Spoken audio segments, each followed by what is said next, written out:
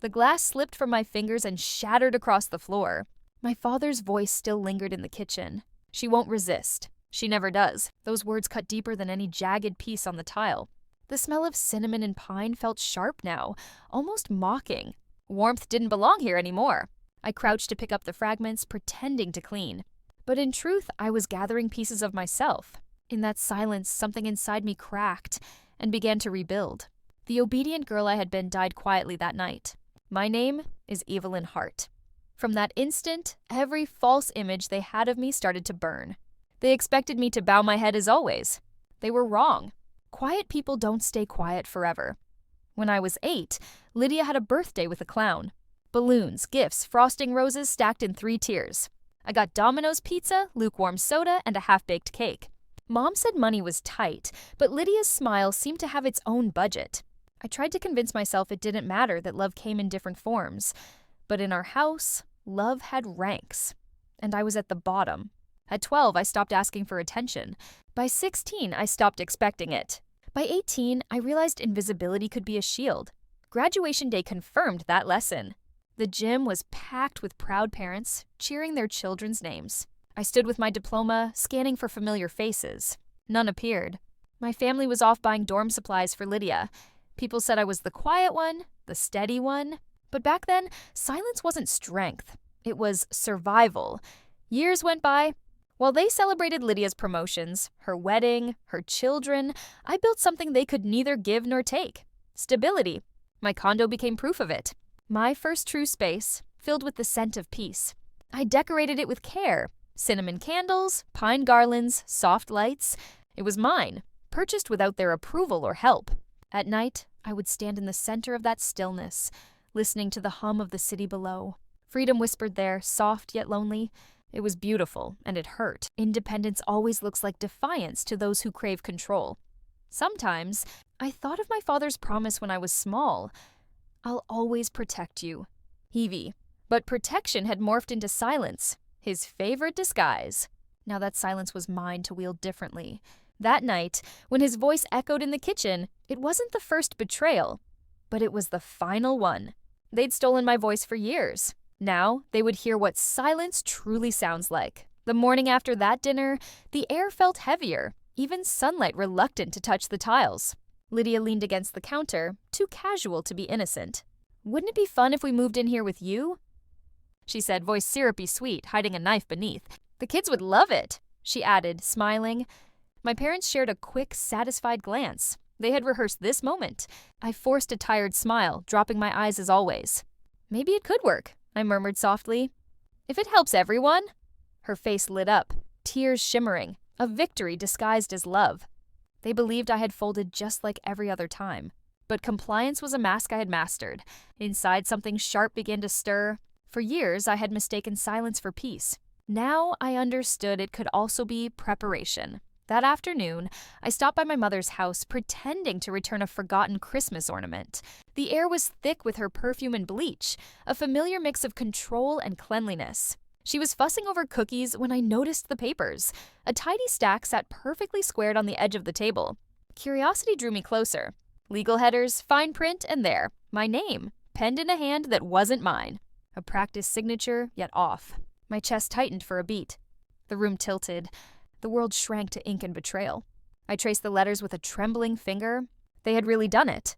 Tried to transfer my condo, rehearsing every whispered conversation, every softened tone. It had all been preparation for this. When my father stepped in, he froze mid-stride. Then that polished, too-perfect smile appeared, the same one he used at funerals. "Ah, Evie," he said, voice unnaturally light. "You weren't supposed to see that." He shoved the papers into a drawer, as if guilt could be folded away.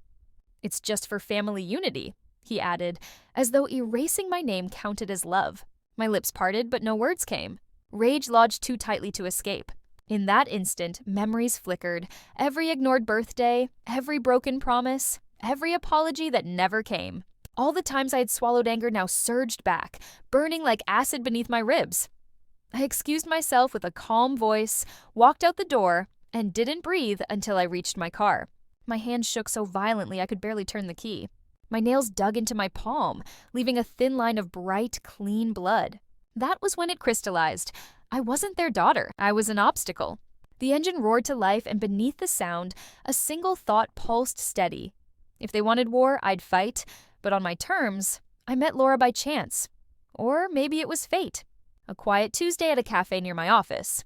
She recognized me first, a distant acquaintance from long ago. Her voice carried the kind of exhaustion only betrayal leaves behind. We spoke briefly about families, about trust weaponized. When I mentioned the condo, she set her cup down deliberately.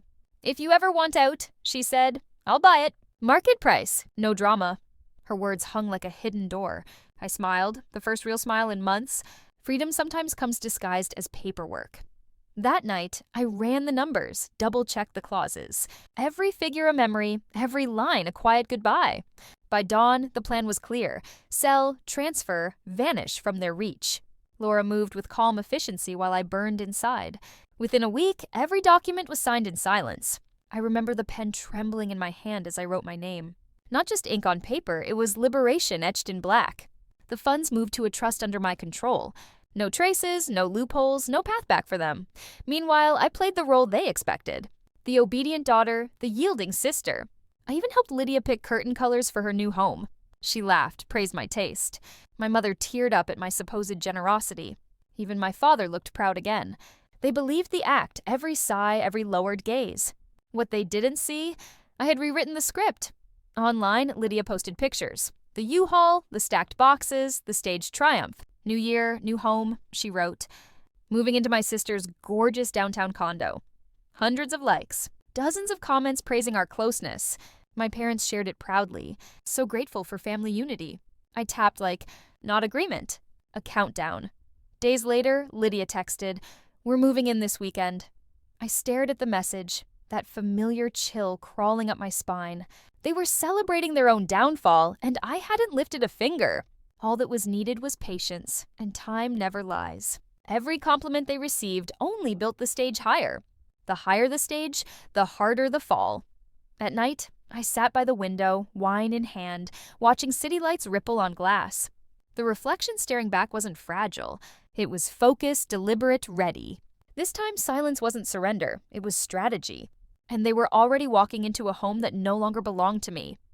The first Saturday of the new year dawned gray and cold, the kind of day that makes breath visible and consequences clear. A U-Haul pulled up to my building. Lydia jumped out first, scarf fluttering, joy rehearsed. Her husband barked orders, arms waving like a general. Behind them, my parents shuffled proudly, directing the scene. Neighbors leaned on railings, pretending not to watch. Phones glowed in their hands. People always sense a story about to break. Lydia's kids ran around the sidewalk, boxes taller than their heads. My father gripped the keys like proof of victory. He jabbed one into the lock. Nothing. Again, knuckles whitening. "Did you change it already?" Lydia laughed nervously. "Still nothing." Another key. "Still locked." My mother's smile faltered. Whispers rippled through the crowd. Someone started recording. Then came the voice. Calm, clear, certain. "Maybe that's because it isn't yours anymore." Heads turned. Laura stood at the curb in a crimson coat, coffee in one hand, folder in the other. The wind lifted her hair like punctuation. She stepped forward, heels clicking on pavement. "This condo belongs to me now," she said evenly. "Evelyn sold it weeks ago. Here's the proof." She raised the papers, stamped, notarized, undeniable. Silence claimed the street. Then unraveling began. My mother's hand flew to her chest. Lydia's face went pale. Her husband's voice cracked. "That's impossible." But the papers didn't care about disbelief. They cared about ink and truth. Phones rose higher. Gasps became murmurs, then laughter. The proud family story fractured under daylight. My father tried to speak. "It's a misunderstanding." His voice broke. Laura turned the key. The door opened smoothly. That simple click was louder than any scream. From my car across the street, I watched through the mirror. The scene played like theater, each movement choreographed by their arrogance. Lydia dropped a box. The sound echoed like an ending. My parents stood frozen. The glass door distorted my reflection. Humiliation had taken its full shape, captured, shared, and made permanent. I didn't smile. I didn't cry. I simply watched Laura walk away and felt 30 years of weight lift off my chest. As I drove through the city, the light stretched into streaks of silver. For the first time, I wasn't fleeing from them. I was leaving them behind. In that quiet space between betrayal and relief, I understood that revenge doesn't always roar.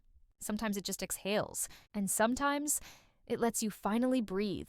I caught my reflection in the rearview mirror. Calm, steady, liberated. At last, I recognized the woman looking back at me, and she was enough. In the weeks that followed, the world grew silent again. No more late-night calls. No more apologies disguised as excuses. Just silence, clean, absolute, earned. Headlines faded. Faces vanished from gossip threads and church whispers. And I learned something simple, almost sacred. Peace doesn't make noise. It doesn't demand recognition. It only needs room to exist. Each morning I opened my windows to the ocean air. The waves replaced their judgmental noise. Coffee warmed my hands as sunlight slowly spread across the floor. For the first time, I didn't wait for anyone's permission to feel safe. Sometimes, I think back to that shattered wine glass, the moment everything began. Back then, I believed breaking was the end. Now I know it was the start. I stopped replaying the betrayal in my head. I stopped asking why they did it. The why doesn't change who I've become. I am no longer the forgotten daughter. I am the woman who refused to be erased. The one who transformed silence into armor and truth into freedom.